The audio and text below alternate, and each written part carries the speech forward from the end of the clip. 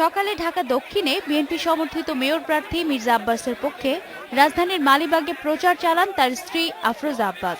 এ সময় level playing field তৈরির জন্য সরকারের প্রতি আহ্বান জানান তিনি। যেখানে যাচ্ছে সেখানেই পুলিশের গাড়ি, বিভিন্ন আইনশৃঙ্খলা বাহিনী গাড়িগুলো সামনে পিছনে এরকম করে করছে, তাদের ভীতি সৃষ্টি করার চেষ্টা করা হচ্ছে। আমরা আশা করব সরকার সে পরিবেশ সৃষ্টি করে দিবে যাতে মির্জা আব্বাস সহ অন্যান্য যারা আমাদের প্রার্থীরা এবং আমাদের যারা কর্মী ভাইরা আছে সবাই, ভাইরা বোনেরা সবাই নিরপেক্ষভাবে, অবাধভাবে, সুষ্ঠু নিরাপদ নির্বাচনের জন্য কাজ করতে পারে।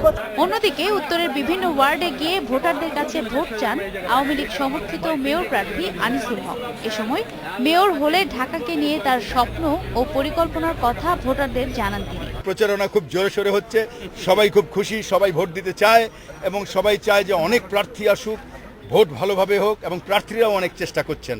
আমি খুব খুশি, যেখানে যাচ্ছি মানুষ ছেকে ধরছে, ঘামছি, হাঁটছি, ঘামছি, ভোট চাইছি।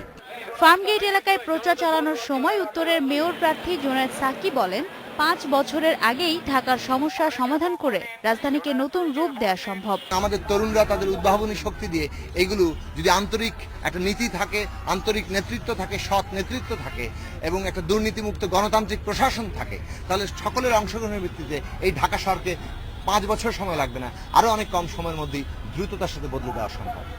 সিটি কর্পোরেশন নির্বাচনে প্রার্থীদের এই প্রচার চলবে আগামী 26 এপ্রিল পর্যন্ত।